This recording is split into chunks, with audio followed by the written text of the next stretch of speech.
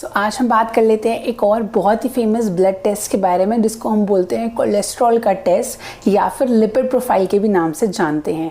इस वीडियो में मदद करूंगी जानने में कोलेस्ट्रॉल के बारे में, आपकी नॉर्मल लिमिट्स क्या हैं और क्या करें जिससे आपका कोलेस्ट्रॉल कम हो जाए। जो भी कोलेस्ट्रॉल हमारी बॉडी में होता है, आपने सुना होगा कि लोग बोलते हैं कि इस फलाना रिलेटिव की हमारी इतनी आर्टरी ब्लॉक्ड है, उस बंदे की इतने % आर्टरी ब्लॉक्ड है, या फिर किसी को हार्ट अटैक आ गया सडनली, या फिर किसी को कोई हार्ट डिजीज़ हो गई, उसको पहले से कुछ भी नहीं था। तो ऐसा नहीं होता कि कुछ भी नहीं होता, एक्चुअली में आपकी बॉडी में कुछ हो रहा होता है और आपको पता नहीं होता। अब कोलेस्ट्रॉल इतना इंपॉर्टेंट क्यों है? जैसे कि मैंने आपको बताया कि या तो ये हमारे फूड में होता है, खाने में ऐसी कुछ चीज़ें हैं जो खाने से कोलेस्ट्रॉल बढ़ जाता है, या फिर हमारी बॉडी स्पेशली हमारा लिवर बहुत सारा कोलेस्ट्रॉल खुद मैन्युफैक्चर कर रहे हैं। अब हमारी बॉडी समझिए कभी भी हमारे अगेंस्ट नहीं चलती, तो फिर कोलेस्ट्रॉल क्यों मैन्युफैक्चर कर रही है? क्योंकि हमारे सर्टेन हार्मोन्स को प्रोड्यूस करने के लिए कोलेस्ट्रॉल बहुत इंपॉर्टेंट हो जाता है। उसके अलावा हमारे कुछ सेल्स के आसपास एक सेल मेम्ब्रेन होती है, उसके लिए भी कोलेस्ट्रॉल बहुत इंपॉर्टेंट है। तो ये तो इसके फ़ायदे हो गए, पर जी दिक्कत कब आती है? दिक्कत तब आती है जब वो कोलेस्ट्रॉल ज़रूरत से ज़्यादा हो जाए। उस टाइम पे क्या दिक्कत आएगी? उस टाइम पर कोलेस्ट्रॉल जो है हमारी आर्टरीज के अंदर की लेयर में ब्लॉक करेगा।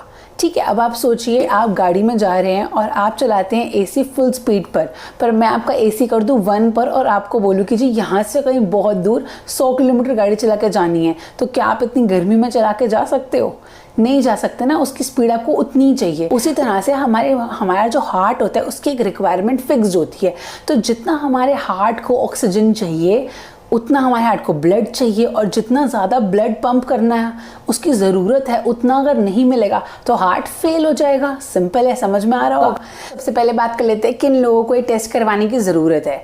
जिनकी एज जो है यंगर है, उनमें कोई सिम्टम्स नहीं आते, तो आप अपनी 20s में एक बार ये टेस्ट करवा के देख लो। अगर सही आ रहा है तो उसके बाद 5 ईयर्स के बाद आप रिपीट कीजिए। पर अगर आपकी एज 35 और उससे ऊपर है तो आप इस टेस्ट को ज़रूर करवा कर देखें, और अगर ये सही है तो आप इसको रिपीट कर सकते हैं। के अलावा अगर आपकी एज जो है 10 इयर्स से अबव है, तो यूजुअली आपके पेरेंट्स जो है 35 इयर्स की एज से ऊपर जा रहे होंगे।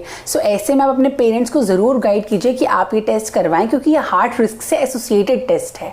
नेक्स्ट है कि अगर आपको डायबिटीज़ है, हाइपरटेंशन है, थायराइड की कोई प्रॉब्लम है, या फिर आप किसी चीज़ की मेडिकेशंस पे हैं। उसके अलावा अगर आप अल्कोहलिक हैं या फिर अगर आप स्मोकर हैं, ओबेसिटी यानी कि आपका बेसल मेटाबॉलिक रेट जो है 25 से 30 से बीच में नहीं है और उससे ऊपर है, तो आपको ओबेसिटी है, तो ऐसे में करवा सकते हैं। सेडेंट्री लाइफस्टाइल के लोगों को, जो आजकल बहुत कॉमन है, उनको करवाना चाहिए। और अगर आपका स्ट्रेस बहुत बड़ा फैक्टर है तो उनको भी हाई कोलेस्ट्रॉल का रिस्क रहता है। तो अब कुछ बेसिक बातें समझ लेते हैं कि रिपोर्ट आपके सामने की तो क्या चीज़ आपके दिमाग में रहनी चाहिए।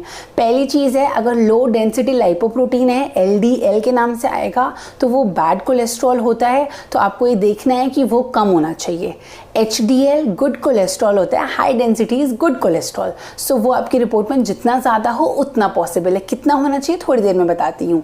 VLDL, अब आप सोचो LDL बुरा था तो VLDL तो वेरी लो डेंसिटी हो गया, मतलब वो और भी बुरा है।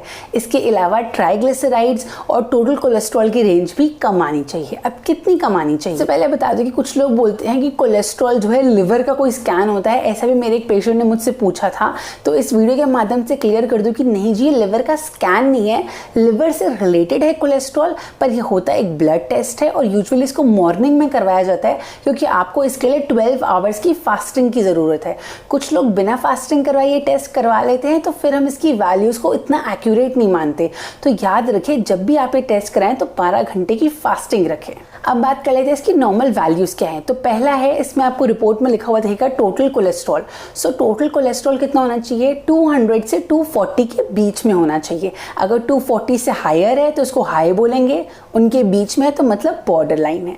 दूसरी बात है HDL कितना होना चाहिए। HDL आपको बताया था कि हाई डेंसिटी कोलेस्ट्रॉल है, हाई का मतलब है कि गुड कोलेस्ट्रॉल है। ये 40 से अबव होना चाहिए, पर अगर 60 है तो वाह भाई वाह, बहुत बढ़िया है। तो नेक्स्ट है लो लो डेंसिटी लाइपोप्रोटीन हम बोलते हैं कि 100 से कम होना चाहिए तो बहुत अच्छा रहेगा। फिर भी अगर आपका 160 तक भी है तो भी हम उसको बॉर्डर लाइन मानते हैं, ठीक है। 160 से ज़्यादा है तो ये हायर साइड के ऊपर है। अब आते हैं VLDL के बारे में। VLDL जो है 30 से कम होना चाहिए। अगर वो 30 से ज़्यादा है तो जी सब कुछ ठीक नहीं है, चंगा नहीं है, आपको कुछ करना पड़ेगा इस रिपोर्ट को सुधारने के लिए। कुछ लोग ना इस बात को सुन के बहुत संतुष्ट हो गए होंगे कि जी हम तो बॉर्डर लाइन में आते हैं और हमारा कुछ हाई नहीं है तो कुछ टेंशन की बात नहीं है, डॉक्टर से मिलने की ज़रूरत नहीं है, रिपोर्ट तक दिखाने की ज़रूरत नहीं है। सो मैं आपको ये बात समझाना चाहती हूँ कि जो मैंने आपको बताया कि हमारे में ब्लॉकेजेस हो जाती हैं तो आप डॉक्टर के पास तब पहुँचते हो जी जब ऑलरेडी 40%, 50%, 55% ब्लॉकेज हो रखी होती है, जब हार्ट आपके सिम्टम्स शो करने लगता है। सो हमेशा बेटर है कि आप रिपोर्ट करवाएं और देखें कि आप बॉर्डर लाइन में आ रहे हैं। तो मैं आपको प्लान बताऊंगी आपको क्या करना है ताकि वो बॉर्डर लाइन से आप लो में आए, क्योंकि ये समझ लें कि बॉर्डर लाइन बीमारी तो नहीं है, लेकिन अगर आपको बॉर्डर लाइन है इसका मतलब है डिजीज का प्रोसेस स्टार्ट हो गया है, मतलब वो कोलेस्ट्रॉल जमा होना शुरू हो गया है और किसी भी टाइम वो हायर साइड में दिख जाता है। मैंने ये बात अपनी प्रैक्टिस में भी देखी है कि मैंने किसी को बात समझाई थी, उन्होंने फिर भी उसका ध्यान नहीं दिया और कुछ सालों में उनका कोलेस्ट्रॉल बॉर्डर लाइन से हाई लेवल में चला गया। ये बात रिपोर्ट्स में भी प्रूवन है कि बॉर्डर लाइन पे लोगों से कंट्रोल नहीं करते, देन वो हायर साइड में चला जाता है और हार्ट डिजीज का एक प्रोमिनेंट रिस्क फैक्टर की तरह साबित होता है। तो अब बात कर लेते हैं इसके ट्रीटमेंट के बारे में। पहली चीज़ है डाइट का क्या करें, फिर वेट लॉस, एक्सरसाइज और मेडिकेशन, सबके बारे में बताऊंगी। पहले बात कर लेते हैं डाइट के बारे में। ये बहुत ज़्यादा इंपॉर्टेंट है। इसमें बहुत ज़्यादा इंपॉर्टेंट क्यों है कि जो आप अगर बॉर्डर लाइन में हो ना तो जी इससे ही आप अपने लेवल को कम कर सकते हो, और अगर आप हाई रिस्क में हो ना तो भी किसी भी डॉक्टर के पास चले जाओ, दवाई के अलावा इसको कंट्रोल करना कोलेस्ट्रॉल में बहुत इंपॉर्टेंट हो जाता है।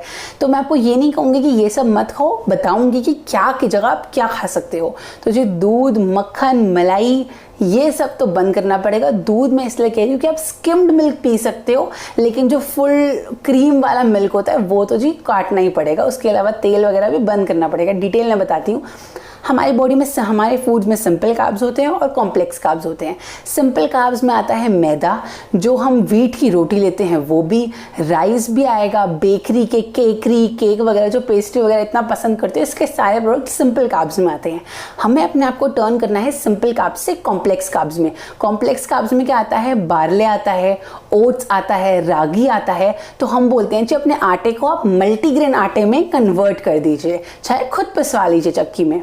दूसरी चीज़ क्या है, आपको शुगर्स कंप्लीटली अवॉइड करनी है। उसकी जगह पे क्या यूज़ कर सकते हो, ब्राउन शुगर यूज़ कर सकते हो या जैगरी यूज़ कर सकते हो। So white sugar completely avoid करें। तीसरी चीज़ बोलूँगी तो कुछ लोगों को बड़ी बुरी लगेगी, लेकिन मैं ज़रूर रेकमेंड करूँगी कि आप अगर नॉन वेजिटेरियन हो तो प्लीज़ अपनी डाइट को थोड़ा सा वेजिटेरियन शिफ्ट करने की कोशिश कीजिए। Animal based products and animal, अगर आप एनिमल ही खा रहे हो, उसके प्रोडक्ट्स भी ले रहे हो, तो वो कहीं ना कहीं कोलेस्ट्रॉल को बढ़ाते हैं। सो जितना प्लांट बेस्ड डाइट आप ले सको उतना लेना चाहिए। अब कुछ लोग पूछते हैं जी हम मीट खा लें, मीट तो मैं सुना है लेकिन चिकन अगर बंद ना करें तो चलेगा। तो जी दोनों में कोलेस्ट्रॉल बढ़ेगा ही बढ़ेगा। अब आपको क्या बंद करना है और क्या नहीं वो आप देख लीजिए। तो अब लास्ट है ऑयल्स के बारे में। तो रिफाइंड ऑयल, आपने बड़ा नाम सुना होगा, रिफाइंड।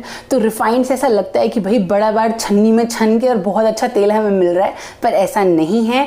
रिफाइंड तेल हमेशा हार्मफुल रहता है। इट्स ऑलवेज बेटर कि आप ऑलिव ऑयल को या फिर सरसों के तेल को खाने में इस्तेमाल करें। और तो हाँ, कुछ लोगों को नॉनवेज वाली बात थोड़ी सी लगी होगी इम्पॉसिबल है, तो ये बता दूं कि हाँ, फिश में ओमेगा 3 होता है तो आप फिश ज़रूर खा सकते हैं। इसके अलावा मेथी दाना का पानी जो पीते हैं, अजवाइन का पानी पी सकते हैं, टर्मरिक को ऐड कर सकते हैं, और 30 ग्राम्स ऑफ नट्स। 30 ग्राम्स कितना होता है, आपकी मुट्ठी भर के, उसमें आलमंड्स को, अखरोट वगैरह को सबको ऐड कर मुट्ठी भर कर आप नट्स भी लें। सो ये सब चीज़ें बहुत अच्छी रहेंगी आपके कोलेस्ट्रॉल को कम करने में। अब बात कर लेते हैं वेट के बारे में। ये नहीं कह रही कि एकदम स्लिम फिट ट्रिम बॉडी बना लो, ये मेरा मतलब नहीं है। मेरा मतलब है सिर्फ 5 से 7% अगर आप अपना वेट कट डाउन कर देंगे ना तो आपका कोलेस्ट्रॉल लेवल ड्रास्टिकली कम हो जाएगा। सपोज कर लीजिए कि आपका वेट 100 kg है, सो आपको सिर्फ 5 से 7 किलो वेट कम करना है अपने कोलेस्ट्रॉल को गायब करने के लिए। बिना वेट कम करे कोलेस्ट्रॉल कम करना बहुत ही डिफिकल्ट और टीडियस प्रोसेस है। थर्ड चीज़ है फिजिकल एक्टिविटी। अब मैं फिजिकल एक्टिविटी कहूँगी तो पीछे हो जाएंगे, नहीं जी, मैं ये नहीं कह रही कि आप जी बहुत दंड पे लो, जिम जाओ, बॉडी शॉडी करो, वो मेरा मतलब नहीं है। 2 आवर्स जिमिंग या 1 आवर जिमिंग के लिए मैं नहीं कह रही। आप वॉक करो, जॉग करो, योगा करो, ये सब भी कितना टाइम करना है, 20 से 25 मिनट अगर आप एवरीडे कर लो ना, उतना भी बहुत है। ना कि आप 2 घंटे जी, 1 महीना शौक था जिमिंग करी, 2 घंटे करे, 2 घंटे करे और उसके बाद बिल्कुल बंद कर दिया। इससे बेटर है कि आप 20 मिनट करें, पर कम से कम 1 साल तक तो उस चीज़ को कर देखें। डाइट को थोड़ा सा कंप्रेस में समझाया है, थोड़े और ऑप्शन के साथ समझा सकती हूँ। अगर उससे रिलेटेड वीडियो चाहिए तो आप नीचे कमेंट कर दो, मैं ज़रूर बनाऊंगी। और उसके अलावा मैंने कोलेस्ट्रॉल को, कोलेस्ट्रॉल की रिपोर्ट को, लिपिड प्रोफाइल क्या होती है और कोलेस्ट्रॉल क्यों ज़रूरी है, हार्ट अटैक वगैरह सबको जितना ईजी लैंग्वेज में था उतना एक्सप्लेन करने की कोशिश की है। सो उम्मीद करती हूँ आपको पसंद आएगी ये video. Thank you very much for watching. नमस्कार।